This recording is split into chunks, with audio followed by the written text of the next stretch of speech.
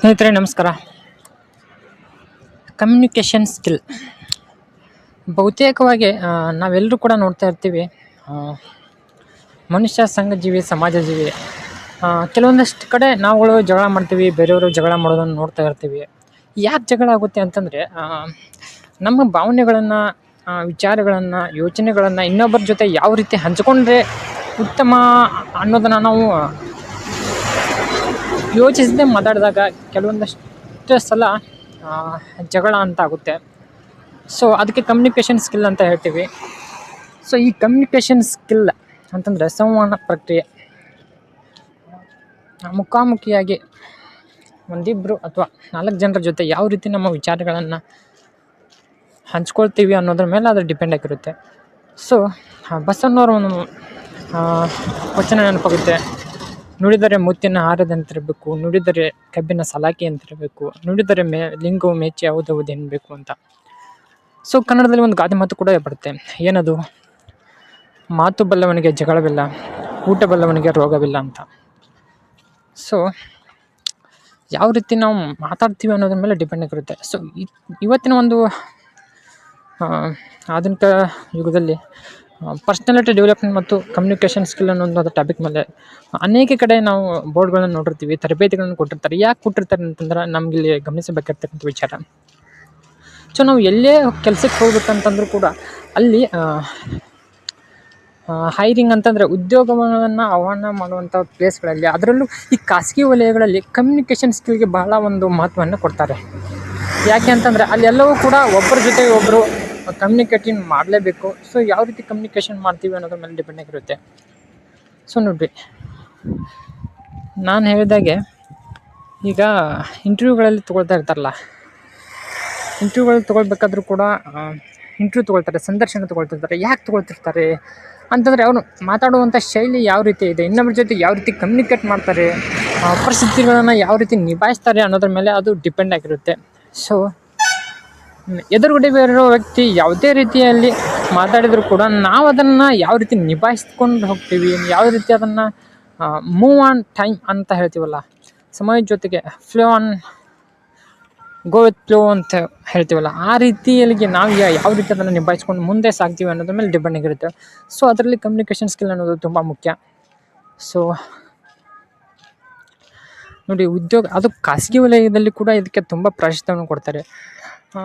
ಯಾವ ರೀತಿ ಕಮ್ಯುನಿಕೇಷನ್ ಮಾಡಬೇಕು ಅನ್ನೋದ್ರ ಮೇಲೆ, ಮಾತಾಡುವಂಥ ಶೈಲಿ, ಅಲ್ಲಿ ಇನ್ನಿತರೆ ವಿಚಾರಗಳು ಮತ್ತು ಬಳಸುವಂಥ ಪದಗಳು ಯಾವ ರೀತಿ ಇರಬೇಕು ಅನ್ನೋದ್ರ ಮೇಲೆ ಡಿಪೆಂಡ್ ಆಗಿರುತ್ತೆ. ಸೊ ಇದೆಲ್ಲ ವಿಚಾರಗಳನ್ನು ನಾವು ಗಮನದಲ್ಲಿ ಇಟ್ಟುಕೊಂಡು ಇನ್ನೊಬ್ಬ ವ್ಯಕ್ತಿಯ ಜೊತೆಗೆ ಯಾವ ರೀತಿ ಭಾವನೆಗಳನ್ನು ವ್ಯಕ್ತಪಡಿಸ್ತೀವಿ ಅನ್ನೋದ್ರ ಮೇಲೆ ಅದು ಡಿಪೆಂಡ್ ಆಗಿರುತ್ತೆ.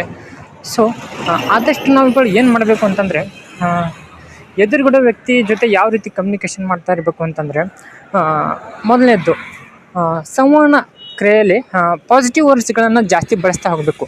ಸೊ ನಮಗೆ ಧನಾತ್ಮಕ ಶಬ್ದಗಳನ್ನು ಜಾಸ್ತಿ ಬಳಸ್ತಾ ಹೋಗಬೇಕು ಅಂತಂದರೆ ಅದು ತುಂಬ ಮುಖ್ಯವಾಗುತ್ತೆ. ಮತ್ತು ಅವರು ಕೋಪದಿಂದ ಮಾತಾಡಬೇಕಾದ್ರೆ ಅದನ್ನು ಕಡಿಮೆ ಮಾಡೋಕ್ಕಂತ ಯಾವುದೇ ರೀತಿ ನೋಡಿ, ಯಾವುದೇ ಒಂದು ಕೆಲಸವನ್ನು, ಪದವನ್ನು ನಾವು ಪಾಸಿಟಿವ್ ಆಗಿ ಹೇಳ್ಬೋದು, ನೆಗೆಟಿವ್ ಆಗಿ ಹೇಳ್ಬೋದು. ಸೊ ಒಂದು ಬಾಟ್ಲಲ್ಲಿ ನೀರಿದೆ ಅಂತಂದರೆ ಅರ್ಧ ಖಾಲಿಯಾಗಿರುತ್ತೆ, ಅರ್ಧ ತುಂಬಿರುತ್ತೆ. ಸೊ ನಾವು ಅರ್ಧ ಖಾಲಿಯಾಗಿದೆ ಅನ್ನೋದು ಏನಾಗುತ್ತೆ, ನೆಗೆಟಿವ್ ವರ್ಡನ್ನು ತುಂಬಿಕೊಳ್ಳುತ್ತೆ. ಸೊ ಇನ್ನೊಂದು ವರ್ಡ್ ಏನು ಹೇಳುತ್ತೆ ಅಂತಂದರೆ ಅರ್ಧ ನೀರು ತುಂಬಿದೆ ಅನ್ನೋದು ಪಾಸಿಟಿವ್ ವರ್ಡ್ ಆಗಿರುತ್ತೆ.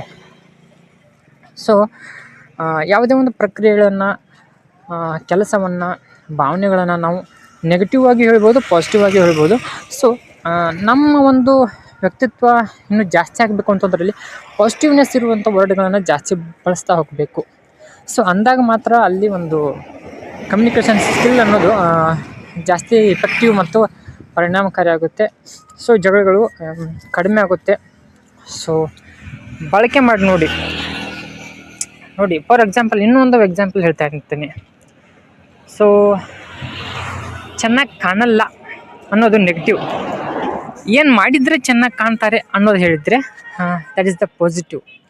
ಸೊ ಪಾಸಿಟಿವ್ ವರ್ಡ್ಸ್ಗಳನ್ನು ನಾವು ಜಾಸ್ತಿ ಬಳಕೆ ಮಾಡ್ತಾ ಹೋಗ್ಬೇಕು ನಮ್ಮ ಒಂದು ಭಾಷಾ ಕೌಶಲ್ಯತೆಯ ಜೊತೆಗೆ. ನೀವು ಎಲ್ಲೇ ಹೋಗಿ ಏನೇ ಮಾಡಿ, ಯಾವುದೇ ಕ್ಷೇತ್ರದಲ್ಲಿ ಹೋಗಿ, ಅಲ್ಲಿ ನಮಗೆ ಜನಗಳ ಜೊತೆ ನಾವು ಬೆರೆಯದೆ, ಮಾತಾಡದೆ ಅಲ್ಲಿ ಕೆಲಸಗಳೇ ಆಗೋದೇ ಇಲ್ಲ. ಸೊ ಕಮ್ಯುನಿಕೇಷನ್ ಅನ್ನೋದು ತುಂಬ ಮುಖ್ಯ.